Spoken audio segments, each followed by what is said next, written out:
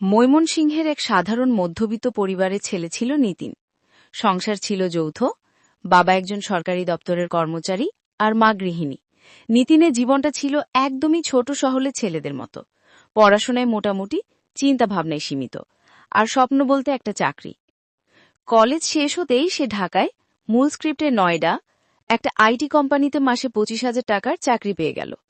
নতুন শহর, নতুন পরিবেশ আর মেট্রো জীবনের উত্তেজনা সবকিছুই একেবারে নতুন লাগছিল।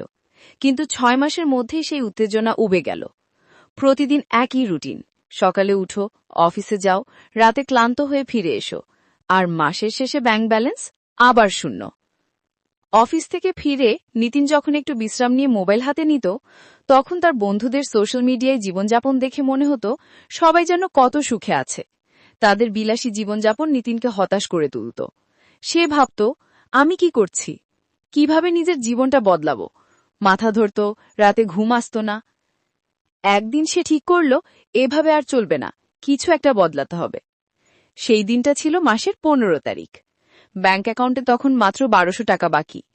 বন্ধুর ইনস্টাগ্রাম স্টোরিতে দেখা যাচ্ছিল গোয়া ট্রিপ, বাংলাদেশি প্রেক্ষাপটে ধরা যাক কক্সবাজার ভ্রমণ, নতুন আইফোন, রবিবারের ব্রাঞ্চ, সব যেন তাকে তিরস্কার করছে।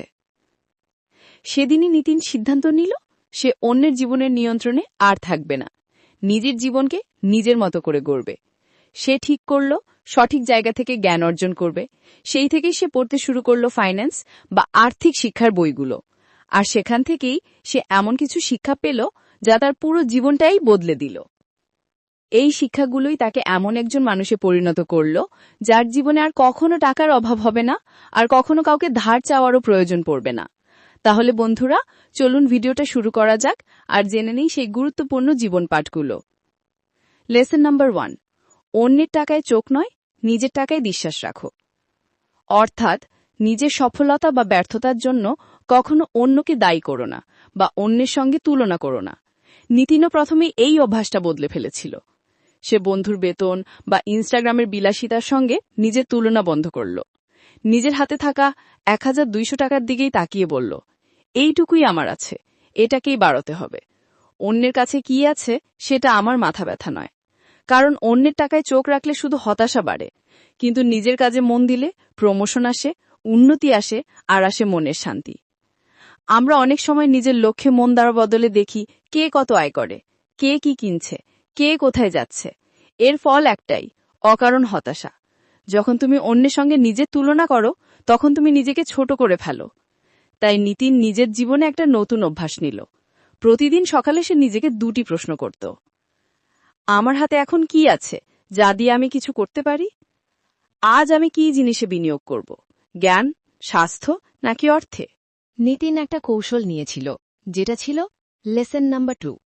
ভাবো সেই 1% মানুষের মতো। পরিষ্কার লক্ষ্য রাখো, স্বপ্ন নয়। নিতিন কল্পনা নয়, বরং স্পষ্ট লক্ষ্য ঠিক করেছিল। সে লিখেছিল 10 বছরের মধ্যে 3 কোটি টাকার নিট সম্পদ, অর্থাৎ নেটওয়ার্থ, আর অন্তত 3টি প্যাসিভ ইনকাম সোর্স।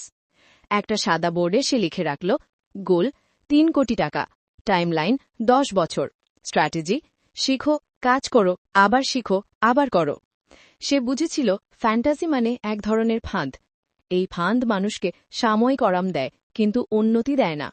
তুমি যদি শুধু ভাবতেই থাকো যে একদিন বড় কিছু করব, একদিন আমার সময় আসবে, তাহলে সেই একদিন কোনোদিনই আসবে না।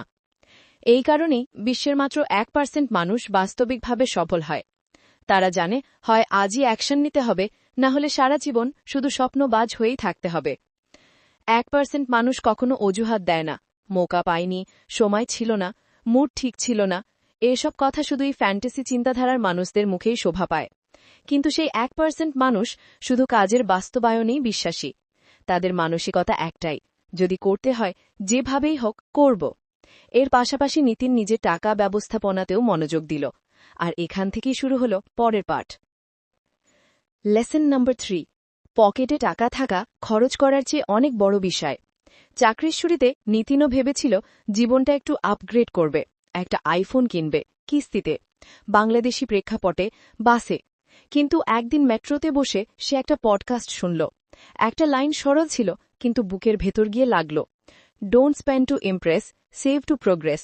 অর্থাৎ দেখানোর জন্য খরচ করো না, উন্নতির জন্য সঞ্চয় করো। সেই দিনই নিতিন সিদ্ধান্ত নিল, দেখানোর খরচ বন্ধ, পকেটে টাকা রাখাই হবে অগ্রাধিকার। প্রথম মানসিক পরিবর্তন, দেখানোর প্রতিযোগিতা বন্ধ, স্মার্টভাবে বাঁচা শুরু। সে প্রথমেই ইএমআইতে নেওয়া আইফোন কেনা বাতিল করল। সে জানত প্রতি মাসে ৩,০০০ টাকার কিস্তি কুল দেখাতে পারে, কিন্তু বিপদের সময় সেই ফোন কিছুই করতে পারবে না। তাই সেই টাকা সে সিপিতে ইনভেস্ট করল। মাসে মাত্র ৩,০০০, ছোট পদক্ষেপ কিন্তু বড় চিন্তা। দ্বিতীয় বাজেট রুল, ৬০-৩০-১০। নিতিন নিজের আয়কে ৩ ভাগে ভাগ করেছিল। ৬০% প্রয়োজনীয় খরচ ও savings, ৩০% investment, mutual fund, PPF ইত্যাদি, ১০% নিজের আনন্দ, চা, সিনেমা, ভ্রমণ ইত্যাদি। এই ফর্মুলা তাকে অবাঞ্ছিত খরচ থেকে দূরে রাখল। সে বুঝেছিল টাকা স্বাধীনতা দেয়, দেখানো নয়। যখন বন্ধুরা ইএমআইতে ফোন ও বাইকের কিস্তি নিয়ে আটকে গিয়েছিল, তখন নিতিন ফ্রিল্যান্সিং করে উপার্জিত টাকায় ইনভেস্ট করছিল। আজ সে বলে, কুল দেখানো সহজ, কিন্তু কুলভাবে কাজ করা কঠিন। আর মনের শান্তি তখনই আসে যখন পকেট ভরা থাকে। তার জীবনের নিয়ম হয়ে গেল, ইএমআইয়ের চেয়ে এসআইপি ভালো, স্টেটাস দেখানোর চেয়ে টাকায় বাঁচা ভালো। দেখানো নয়, টিকে থাকা জরুরি। কারণ সে বুঝে গেছে, খরচ সাময়িক আনন্দ দেয়, কিন্তু সঞ্চয় দেয় নিরাপত্তা। পকেট ফাঁকা হলে পুরো দুনিয়া ভারী লাগে, কিন্তু পকেট ভরা থাকলে মানুষ নিজেই ভারী হয়ে যায়। লেসন নম্বর 4, তুমি কোন নৌকায় বৈঠা মারছ সেটাই আসল বিষয়। শুরুর দিকে নিতিন ভীষণ পরিশ্রম করত। অফিসে ওভারটাইম, প্রজেক্টের লিড নেওয়া, এমনকি সাইডে টিউশনও দিত। একদিন এক বইয়ে সে পড়ল, the boat you are rowing matters, অর্থাৎ তুমি যে নৌকায় আছো সেটাই নির্ধারণ করে তুমি কত দূর যাবে। সেই দিনই নিতিন বুঝল, চাকরি একরকম ফুটো নৌকা। এখানে না আছে স্বাধীনতা, না আছে বড় হওয়ার সুযোগ। তখনই সে নিজের নৌকা বদলে ফেলল। শুরু করল ডিজিটাল মার্কেটিং শেখা। ইউটিউব থেকে ফ্রি কন্টেন্ট আর উডেমি থেকে ৫০০ টাকায় অনলাইন কোর্স। রাতের ২ ঘণ্টা সে শুধু নিজের স্কিল ডেভেলপমেন্টে দিত। তার বিশ্বাস একটাই ছিল, হার্ড ওয়ার্কের আগে রাইট ওয়ার্ক। কারণ পরিশ্রম জরুরি, কিন্তু তার থেকেও জরুরি তুমি সেই পরিশ্রম সঠিক জায়গায় করছো কিনা। যদি বারবার ব্যর্থ হও, তাহলে নিজেকে দোষ না দিয়ে সিস্টেম বদলাও। কারণ অনেক সময় পুরনো নৌকা ছাড়তে হয়, যতই আরামদায়ক হোক না কেন। লেসন নম্বর 5, একা নয়, দলই দায় শক্তি। এক রবিবার নিতিন চা খেতে বেরিয়েছিল। সেখানে দেখা হল তার 2 পুরনো কলেজ বন্ধু রাঘব আর ইমরানের সঙ্গে। 3 জনেই নিজেদের সংগ্রামের গল্প শেয়ার করল। তারপর ঠিক করল, প্রতি সপ্তাহে একদিন দেখা হবে, শেখাবে আর উপার্জন করবে একসঙ্গে। এই 3 জন মিলে গঠন করল একটা মাস্টারমাইন্ড টিম। প্রতি রবিবার 2 ঘণ্টা সেশন। কে কি নতুন শিখছে, কোথায় ইনভেস্ট করছে, কোথায় লস হয়েছে এবং কেন। তার একটা নিয়ম করল, যে শিখবে সে শেখাবে, যে উপার্জন করবে সে গুণিতক বাড়াবে। 6 মাসের মধ্যে তার একটা ছোট সোশ্যাল মিডিয়া এজেন্সি শুরু করল। নিতিন দেখত ডিজিটাল মার্কেটিং, রাঘব দেখত কন্টেন্ট আর ইমরান সামলাত ডিজাইন। লেসন নাম্বার 6, দেখানোর নয়, সিস্টেম বানানোর লড়াই। একজন মানুষ একা অনেক কিছু করতে পারে, কিন্তু একটা টিম একসঙ্গে ইতিহাস গড়ে ফেলে। অফিস, ব্যবসা, খেলাধুলা, এমনকি জীবনের প্রতিটি ক্ষেত্রে যদি তুমি দলবদ্ধভাবে কাজ করা শিখে ফেলো, তাহলে তোমার জয়ের সম্ভাবনা বহুগুণ বেড়ে যায়। একটা দল সবসময় একজনের চেয়ে শক্তিশালী, কারণ একা যতই প্রতিভাবান হও না কেন, যখন অনেক মস্তিষ্ক, অনেক পরিশ্রম একসঙ্গে মিলে যায়, তখন ফলাফল অনেক বড় এবং স্থায়ী হয়। নিতিনও এই দর্শন মেনে নিজের ইনকাম ও খরচের জন্য তৈরি করেছিল এক সিস্টেম। কারণ সে জানত, শো অফ নয়, সিস্টেম বানাও। চাকরিতে তার আয় ছিল ২৫,০০০ টাকা। ফ্রিল্যান্সিং শুরু করার পর তা বেড়ে হয় ৫০,০০০ টাকা। কিন্তু সে খরচ বাড়ায়নি। না কোনো আইফোন, না কোনো বিলাসী লাইফস্টাইল, কিছুই না। কারণ সে বুঝেছিল, পকেটে টাকা থাকা স্টেটাস দেখানোর চেয়ে অনেক বেশি গুরুত্বপূর্ণ। দেখানো দিয়ে সম্পদ তৈরি হয় না। সেই নিজের ইনকাম হিসাব রাখতে এক্সেল শিট বানাল। প্রতি মাসে ইনকামের 60% সে ইনভেস্ট করত। 30% ইন্ডেক্স ফান্ডে, 20% রিয়েল এস্টেট ইনভেস্টমেন্ট ট্রাস্টে, 10% নিজের স্কিল উন্নয়নে। বাকি 40%-এর মধ্যে 10% দিত বাবা মাকে, আর 30% রাখত নিজের প্রয়োজনের জন্য। তার কাছে বাজেটিং কোনো বিরক্তিকর কাজ ছিল না। এটা ছিল এক ধরনের খেলা। সে শিখেছিল সিস্টেম বানাও, রেজাল্ট নিজে ছিল সিস্টেম বানাও, রেজাল্ট নিজেই কথা বলবে। একবার সিস্টেম তৈরি হয়ে গেলে তোমাকে আলাদা করে মোটিভেশন খুঁজতে হয় না, সিস্টেমই তোমাকে টেনে নিয়ে চলে। কারণ যখন সিস্টেম শক্তিশালী হয়, ফলাফল তখন নিজেই কথা বলে। দেখানো সহজ, কিন্তু সিস্টেম বানানো কঠিন। তবু যারা সিস্টেম তৈরি করে শেষ পর্যন্ত জয় তারাই পায়। লেসন নাম্বার 7, ব্যর্থতা আসবেই, কিন্তু সঙ্গে আসবে উন্নতিও। সবকিছুই ভালো চলছিল, কিন্তু ব্যর্থতা তো জীবনের অংশ। নিতিনও তার মুখোমুখি হয়েছে। এক ক্লায়েন্ট 20,000 টাকার পেমেন্ট দেয়নি, একটা প্রপার্টি ডিলে 50,000 টাকা অ্যাডভান্স হারিয়ে গেছে, আরেকটা ফ্রিল্যান্স অ্যাকাউন্ট সাসপেন্ড হয়ে গেছে। তবুও সে অভিযোগ করেনি। প্রতিবার নিজেকে শুধু একটা প্রশ্ন করেছে, আমি কি শিখলাম? তার কাছে প্রতিটা লস ছিল যেন কলেজের tuition fee. Loss is equals to learning fee. সেই জানত যে পড়ে যায়নি সে কখনো বড় হয়নি, আর যে বড় হতে চায় তাকে পড়তেই হবে, শিখতে হবে। প্রতিটি ব্যর্থতার পর সামনে থাকে দুটি পথ। এক, নিজেকে দোষ দাও আর হাল ছেড়ে দাও।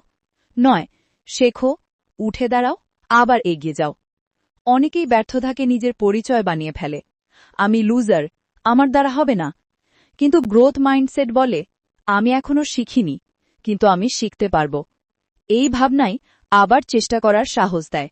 ব্যর্থতা হচ্ছে সাফল্যের মূল্য। যে এই মূল্য দিতে রাজি, তাকে সাফল্য ছুঁই ফেলে। Lesson number 8, the compounding effect. ছোট ছোট জয় মিলে বড় পরিবর্তন। 3 বছর কেটে গেল। এখন নিতিনের ইনকাম 3টি উৎস থেকে আসছে। 1, ডিজিটাল এজেন্সি থেকে মাসে 70,000 টাকা। 2, ভাড়ার ইনকাম থেকে 25,000 টাকা। 3, চাকরি থেকে 30,000 টাকা। মোটে 1,25,000 টাকার মতো মাসিক আয়। খরচ মাত্র 40,000 টাকা, অর্থাৎ প্রতি মাসে 85,000 টাকা সেভিংস ও পুনর্বিনিয়োগ।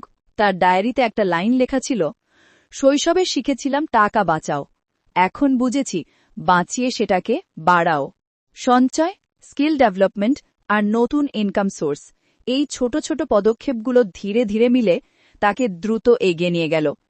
এই গ্রোথ হঠাৎ করে আসে না, এটা আসে ধারাবাহিক প্রচেষ্টা থেকে। Lesson number 10, think long, act daily. অর্থাৎ ভাবনাটা হবে বড়, কিন্তু কাজ হবে প্রতিদিনের। শুধু আজ বা কাল নয়, পরবর্তী 5 বছর, 10 বছর, এমনকি পুরো জীবনের জন্য ভাবো। বড় চিন্তা রাখলে ছোট ব্যর্থতায় ভয় পাওয়া যায় না, ধৈর্য শেখা যায়, আর জীবনটার দিক পরিষ্কার বোঝা যায়। এখন নিতিন প্রতিদিন সকাল 6টায় ওঠে, জার্নাল লেখে, অ্যাফার্মেশন করে, প্ল্যানিং করে। তার সবচেয়ে শক্তিশালী অভ্যেস ছিল সাপ্তাহিক ওয়েলথ রিভিউ। সপ্তাহে একবার হিসেব করত, কি আয় হল, কোথায় অপচয় হল, আর কি শেখা হল। সে নিজেকে 1% ক্লাবের সদস্য মনে করতে শুরু করেছিল, স্ট্যাটাস বা ফলোয়ার দিয়ে নয়, বরং মাইন্ডসেট দিয়ে। থিঙ্ক লং, আপগ্রেড ডেলি, এটা কোনো মোটিভেশনাল লাইন নয়, এটা এক জীবনধারা। বড় ভাবো, যাতে রাস্তা পরিষ্কার দেখা যায়। রোজ একটু একটু করে বড় হও, যাতে কোনো চাপ ছাড়াই জীবনটা পাল্টে যায়। লেসন নাম্বার 10, নিজের নৌকাকে সম্মান দাও আর আপগ্রেড করতে থাকো। 5 বছর পর নিতিন নিজে টিম আপগ্রেড করল। নিল ভার্চুয়াল অ্যাসিস্ট্যান্ট, একজন ফাইন্যান্স ম্যানেজার আর 2 জন নতুন পার্টনার। এখন কাজ কম করত সে নিজে, কাজ করত তার সিস্টেম। একদিন পুরনো বন্ধু সমীর জিজ্ঞেস করল, নিতিন, এত কিছু কিভাবে করলি? কোনো জাদু নাকি? নিতিন শুধু হেসে বলল, আমি শুধু আমার নৌকা বদলেছি আর প্রতিদিন একটু একটু করে বৈঠা মেরেছি, তুইও পারবি। তার মতো সবারই বুঝে নেওয়া উচিত, তোমার কাছে যা আছে তাকে হালকা করে দেখো না। ছোট কাজ হোক, পুরনো ফোন হোক, পুরনো ল্যাপটপ হোক, বা এন্ট্রি লেভেল চাকরি, এই নৌকাতেই প্রথমে সাঁতার শেখো। তারপর ভাবো, আমি এটা আরও ভালো কিভাবে করতে পারি। এই মনোভাবই তোমাকে ক্রমাগত উন্নতির পথে নিয়ে যাবে। কারণ respect plus upgrade is equals two গ্রোথের সবচেয়ে শক্তিশালী সমীকরণ। নিতিন যাদবের জীবন থেকে আমরা কি শিখতে পারি? অন্যের টাকা গণনা, নিজের ক্যাশ ফ্লো তৈরি করো। পরিষ্কার লক্ষ্য ছাড়া গ্রোথ কেবলই কল্পনা। খরচের চেয়ে সঞ্চয় বেশি হওয়া উচিত। পরিশ্রম তখনই ফল দেয় যখন তুমি সঠিক নৌকার ঢুসে আছো। একা নয়, দলবদ্ধভাবে গেলে গতি ও দূরত্ব দুটোই বাড়ে। দেখানোর জন্য নয়, সিস্টেম তৈরির জন্য কাজ করো। শুধু টাকা বাঁচিও না, তাকে বাড়াতে শেখো। প্রতি সপ্তাহে নিজের ফাইন্যান্সিয়াল হেলথ পরীক্ষা করো। শেখাকে অভ্যাসে পরিণত করো, কারণ এটাকে কেউ তোমার কাছ থেকে নিতে পারবে না। আজ নিতিন যাদব শুধু কোটিপতি নয়, বরং কোটি টাকার মাইন্ডসেটের মানুষ। আর আসল ধন সম্পদ শুরু হয় এখান থেকেই, চিন্তা থেকে। আজও সে সেই আলিগড়ের সাধারণ ছেলে, যৌথ পরিবারে বড় হয়েছে, কিন্তু মানসিকতায় এখন সে এক মিলিয়নার। তার জীবন এখন শুধু স্যালারি আর সেভিংসের গল্প নয়, এটা সিস্টেম, স্কিল আর স্মার্ট ইনভেস্টমেন্টের গল্প। সে বুঝে গেছে দেখানোর চেয়ে ক্যাশ ফ্লো বেশি গুরুত্বপূর্ণ, কল্পনার চেয়ে ক্লিয়ার দিক নির্দেশনা দরকার, আর একা কাজের চেয়ে দলবদ্ধ পরিশ্রমে বেশি শক্তি আছে। কারণ ধনী হতে গেলে শুধু টাকা রোজগার করাই যথেষ্ট নয়, তার জন্য ভাবতে হয় ঠিক সেই 1% মানুষের মতো। Think and grow rich like the 1%। শেষ কথা, বন্ধুরা, আজকের ভিডিও থেকে যদি কিছু শেখা যায় তাহলে সেটি এই: তুমি তোমার জীবন বদলাতে পারবে যদি শুধু আজ থেকেই কাজ শুরু করো। ভিডিওটি ভালো লেগে থাকলে লাইক করো, বিজনেস প্যাসেঞ্জার চ্যানেলটি সাবস্ক্রাইব করো, আর ভিডিওটি বন্ধুদের সঙ্গে শেয়ার করতে ভুলো না। Thanks for watching.